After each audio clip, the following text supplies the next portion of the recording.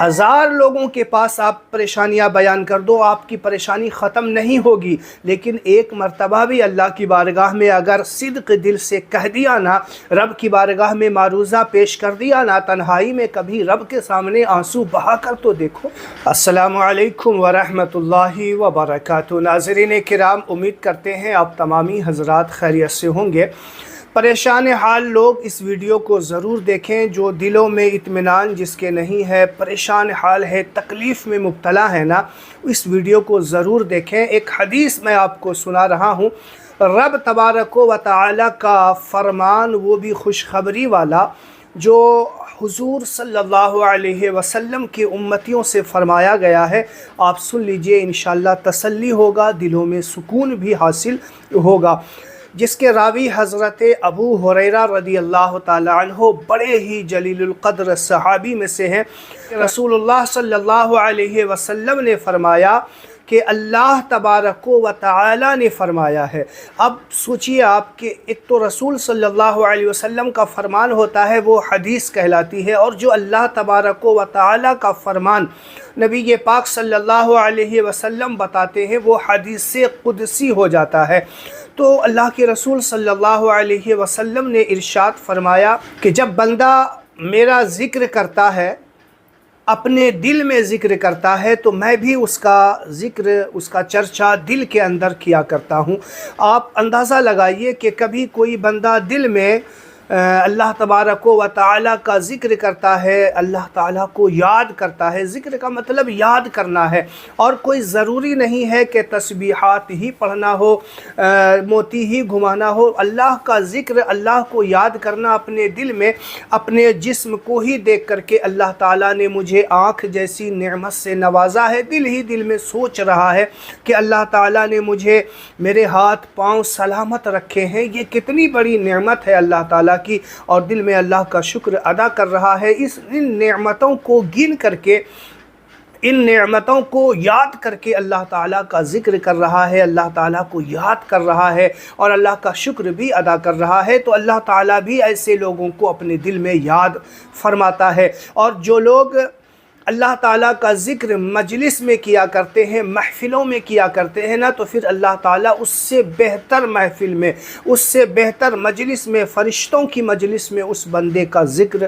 کرتا ہے۔ تو اب آپ بہت سارے لوگ سوچ رہے ہوں گے کہ ہم تو اللہ تعالیٰ کا محفل میں، کوئی ضروری نہیں ہے کہ محفل میلاد ہی میں ذکر کیا جائے، محفل جلسہ ہی میں ذکر کیا جائے، بلکہ آپ اپنے دوستوں کے ساتھ بیٹھے ہیں، یار دوست بیٹھے ہیں، 2 4 5 لوگ بیٹھے ہیں، کیا کبھی آپ نے ایسا ہوا ہے کہ محفلوں میں، یعنی دوستوں یاروں کی محفل میں اللہ تعالیٰ کا ذکر کیا ہو؟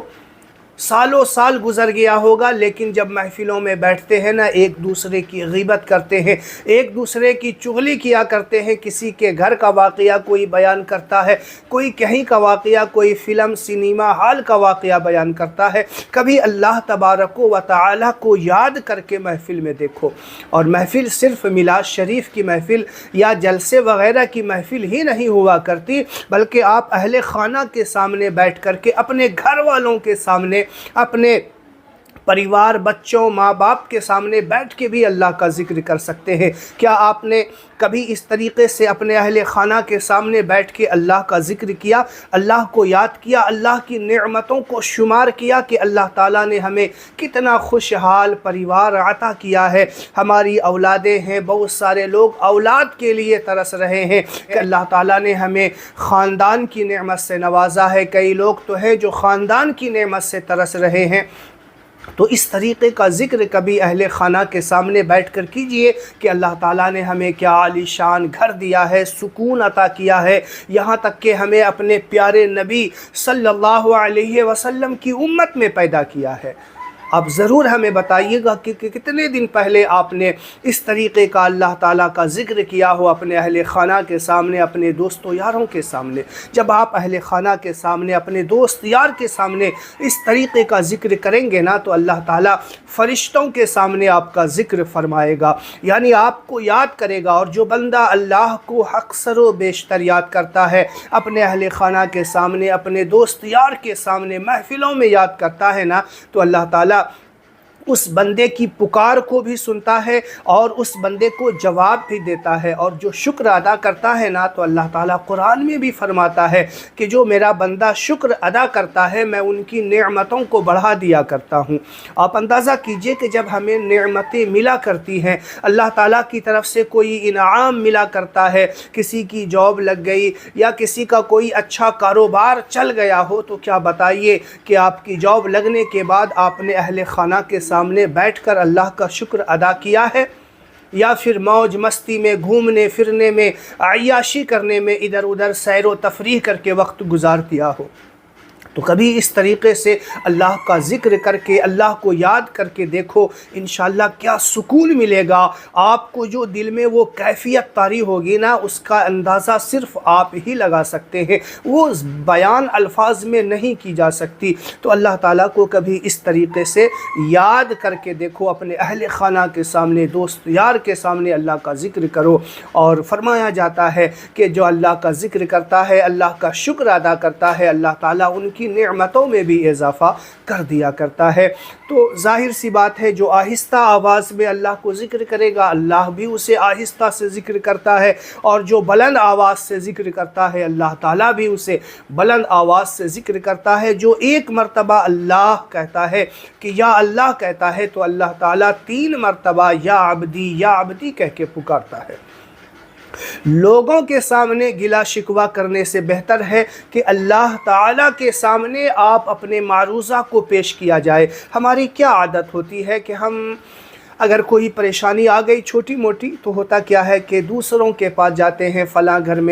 میں عورتوں کا حال یہ ہے کہ فلاں گھر میں جا کر کے شکایتیں، شکوہ، گلا ہزار طریقے کے کرتے رہتے ہیں۔ اور مرد حضرات جو ہے اپنے دوست یار، ملنے جلنے والے کے سامنے کہ حالات نازک ہیں، یہ ہو گیا وہ ہو گیا، اور لیکن جہاں سے یہ پریشانیاں ختم ہونے والی تھی وہاں تو گیا ہی نہیں۔ کبھی تنہائی میں سجدے میں جا کر کے اللہ کو سے اپنی پریشانی بیان تو کر کے دیکھو۔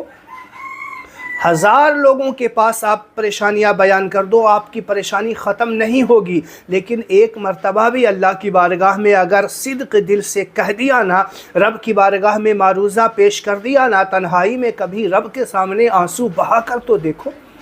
کبھی رب کی بارگاہ میں تنہائی میں اپنے معروضہ کو پیش کر کے تو دیکھو، آپ کے دل کی کیفیات بدل جائیں گے، آپ کے دل میں جو وہ خوشی محسوس ہوگی وہ الفاظ میں بیان نہیں کیا جا سکتا۔